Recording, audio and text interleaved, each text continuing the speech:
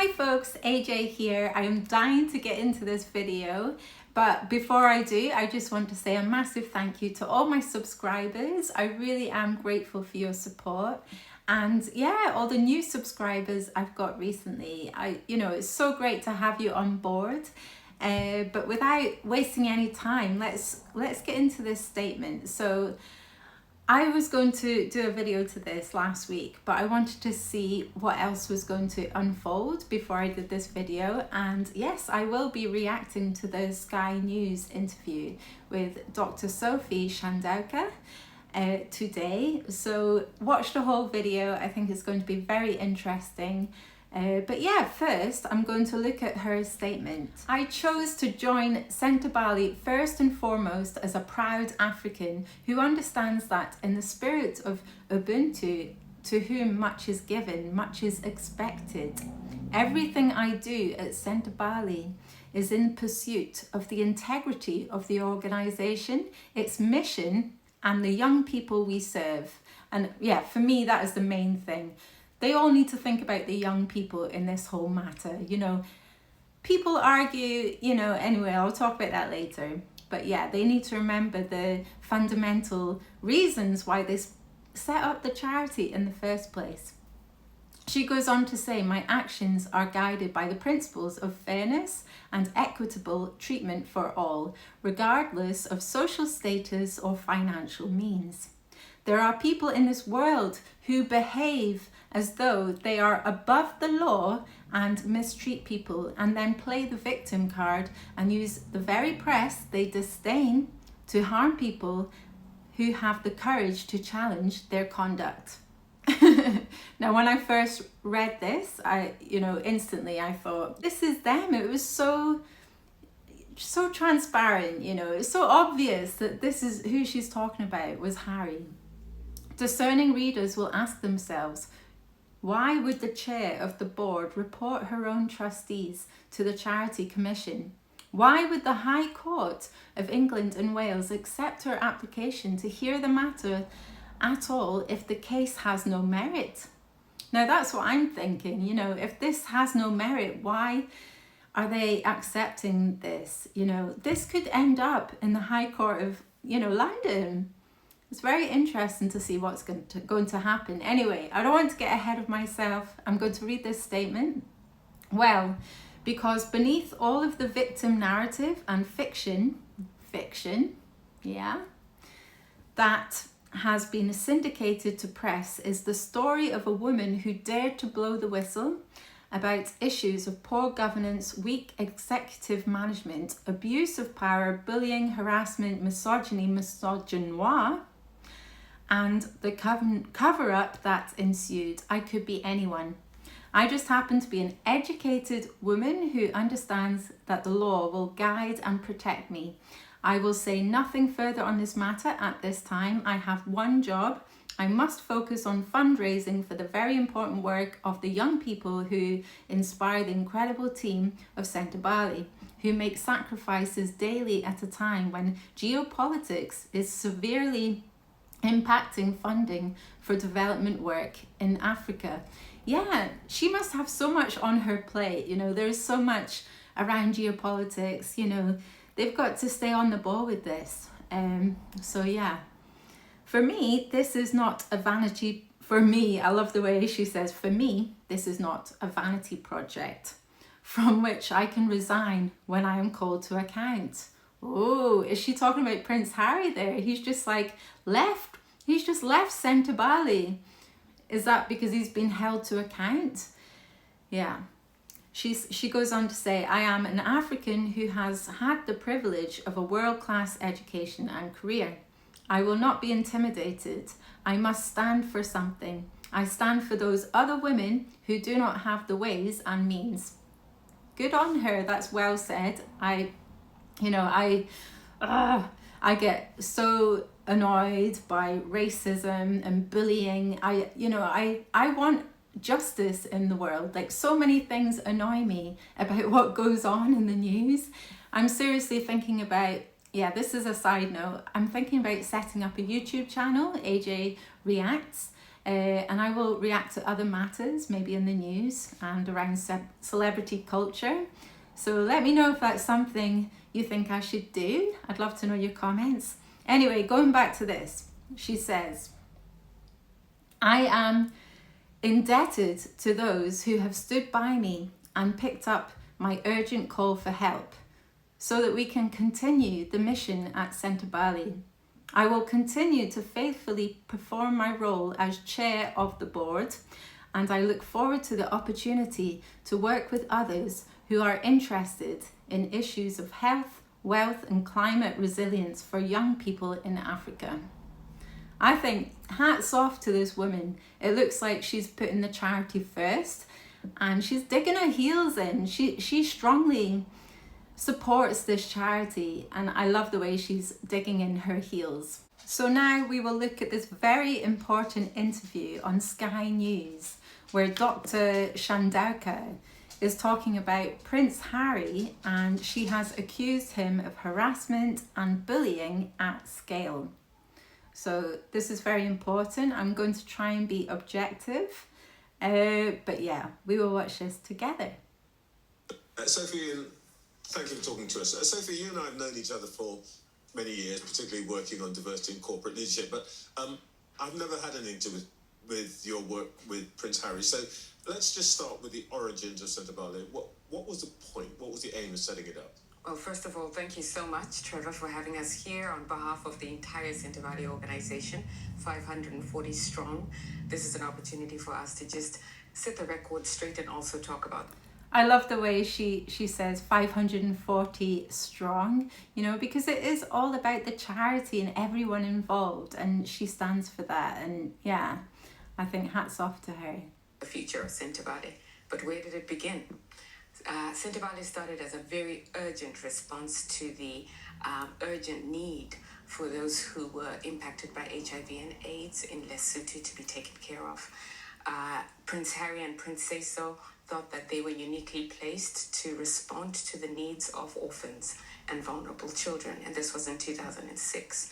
Lesotho is a very small country that's within South Africa itself. But as you roll on to 2024, the issues in Southern Africa are actually quite different. HIV and AIDS is no longer a death sentence. And so our organization is really looking at those other elements in the ecosystem that affect the health and well-being of young people. And so at Sentebale, we're focused on health, on wealth, and on climate resilience of young people in Lesotho and Botswana. Okay, over time it's built to be quite a big outfit. It's a multi-million-dollar outfit, I think. You were on the board for 6 years, and you've been more on board more recently. Sophie, let me start with you. When you came back as chair in 2023, what did you think was going wrong? Now, I'm going to answer this very frankly, but I just want to say normally I wouldn't want to discuss family business in this way in an open forum. Now, can I just butt in there? Like, I think she's very good at, you can tell she's a lawyer because she's very good at having these little disclaimers, you know, like she's trying to like explain herself. She speaks very eloquently, you know. I find it very difficult to not totally be on her side, but I want to look at this objectively because, you know, it's such a strong allegation. But here we are, and I'll do my best to be frank in my disclosure. So when I arrived in July 2023, of course, the first thing you do is you open the annual report, you look at the board minutes to see what it is going on in the organization. When you look at the I did a 7-year historical review of the financials, looking at our costs and looking at our revenues, so income. It was pretty obvious to me that we had lost quite a number of corporate sponsors, we'd lost some families, and we'd lost individuals who were donating to the organization. And there was quite a significant correlation between the time the organization started to see a departure of sort of major organizations and Prince Harry's departure from the UK itself. Okay, so she has seen a correlation between when Harry left the royal family, when he, you know, teamed up with Meghan, they moved to California, and lots of people funding the organisation, the charity, actually left. And I can see, you know, there must be a correlation. You know, she did this 7-year historical review. She must have really gone through the figures, and yeah, I can imagine, you know, I'm really not that surprised that after Harry becoming, you know, prevalent in the press, like talking about the royal family, talking about the press with disdain, and then, you know, lots of sponsors or families have left the charity. So this is not good for Sentebale. I can see, you know, if you look at the bigger picture, maybe they were trying to get Harry out, and then maybe he like bullied her to get her out so he could stay. And, you know, it sounds really messy, and that's just my opinion. Like, I do not know, like, if Harry's a bully, although we do have, you know, we've heard the allegations from Kensington Palace about Meghan and Harry that they made life difficult for certain people within the firm.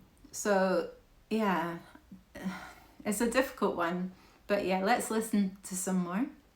When you look at the board minutes, though, there is no discussion about what's happening with respect to some of our most significant funders.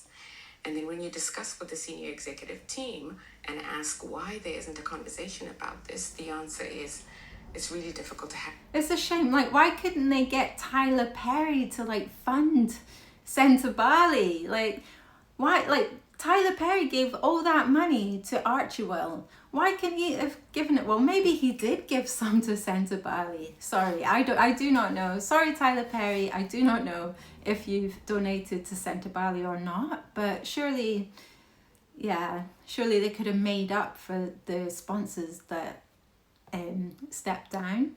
Have this conversation because the instruction was it's an uncomfortable conversation to have with Prince Harry in the room. So the central point here is when you look at the risk register of the charity and funding, number one risk is Right. Hold on. Let's hear that again. I think there's a Freudian slip here. Central point here is when you look at the risk register of the charity and funding, number one risk is Right. The Duchess, the Duke of Sussex. Oh my goodness, that was such a Freudian slip by him there, the interviewer. Like, he was about to say the Duchess of Sussex, a risk factor. Yeah, well, maybe his Freudian slip was like, it's just showing that, yeah, when did this all change for Harry? Because he went from like the most popular royal to one of the most, like, beneath Andrew, he's like down on the list of the royal family with Meghan, pretty low down. Yeah, and it was around the time when he met Meghan, but yeah. Is that your opinion, or? It is. Ian, is that what you saw? Yes, I mean, I think there's something underlying that as well, which is quite interesting. So if Something you look at underlying. how boards of trustees should work. What's the elephant in the where room? The public gets their comfort from is that they live in a rules-based governance framework, which in this case is regulated by the Charity Commission. And you're Does the elephant in the room eat pie with Gwyneth Paltrow? expecting the board to act independently I to don't know. support the charitable objects and support the interests of the organisation as a whole. If you get some trustees or a part of the board which is serving an external party, that can create a number of difficulties and it can create dysfunctionality.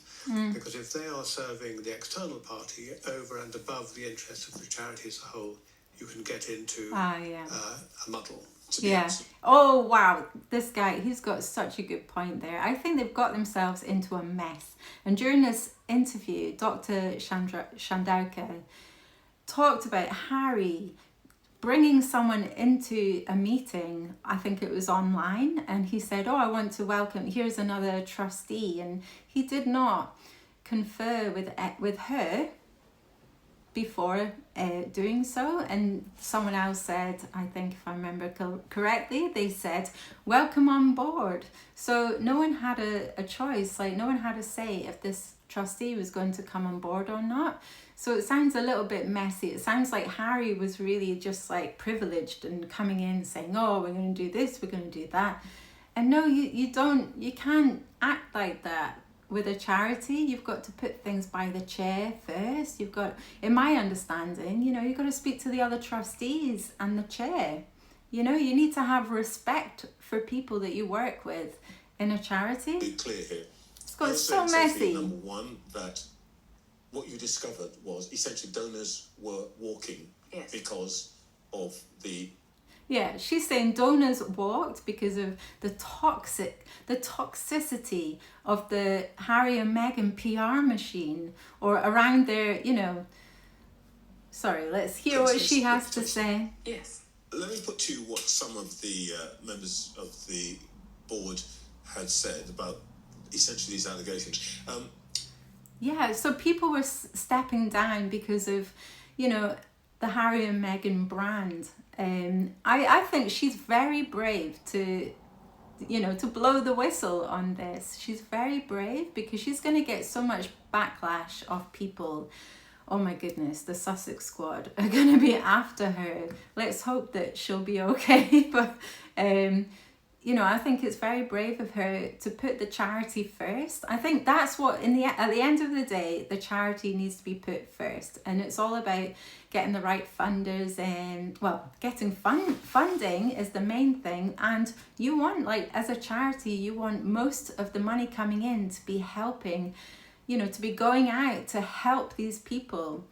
To stick by your intentions of the charity to reach your goals. And it sounds like, I think I get the intuition that she is on the ball. She's won awards before. I think Queen Elizabeth II awarded her something. I need to look into that and write it down because it's escaped my memory. But I think this woman's got integrity. She is highly educated. She knows what she's talking about, and good on her. Sky News spoke to Dr. Kalele Leratoli earlier on this week, and she said, I've been in all the meetings, conduct of the board has been one of respect for each other. All of this came as a shock to me. What exactly... Let's hear what she says to this. This is great. Okay. This is great. I'll give Dr. Leratoli doesn't recognise the picture Dr. Leratoli doesn't recognise the picture you're painting. Yeah, so Listen to I'll this. answer that question in two parts, and Ian, it would be good to get your perspective as well. Nice. I'll be very direct with respect to Dr. Kelly. He had the worst attendance record. And even when he was in the meetings, he didn't actually contribute that much. So I'm not surprised that he didn't know much of what was going on in the... Yeah, when I watched the interview with this guy, and I thought, maybe there was no bullying going on. Maybe she's just a troublemaker. But then you hear her say, his attendance was poor. And it makes me think, well, who is he to say when he was hardly there? Organization. Yeah. So I stopped it there. That's enough for today. But I will talk about this more. I find it highly interesting. And I'm not gloating. I don't want to gloat in this video. Harry, he's such a bully, and Harry and Meghan, they're the racists, No, I really do believe there's two sides to a story, and people are innocent until they're proven guilty. But I'm totally going to be keeping my eye on this. And if it goes to the High Court in London, I am going to be watching this very closely. And I could do loads of videos on this. I'm all for this. With the Amber Heard and Johnny Depp case, I wish I had a channel then because I would have been posting every day. But yeah, I find this very interesting. I don't think this woman is a narcissist. I've heard people, other YouTubers, a little bit similar to me, touching on the fact, maybe Harry's met another Meghan. I don't think this woman is a narcissist. I get, from my intuition, she puts the charity first, and she's digging her heels in, and she's blowing the whistle, and I think good on her. Do I believe her at this point? I don't know what to believe, but I think this woman has integrity, and I think she's doing right by Sentebale. Anyway, what do you think? I'd love to know your comments. Please don't forget to like and subscribe, and I'll see you again soon. Thank you. Big kiss. Bye.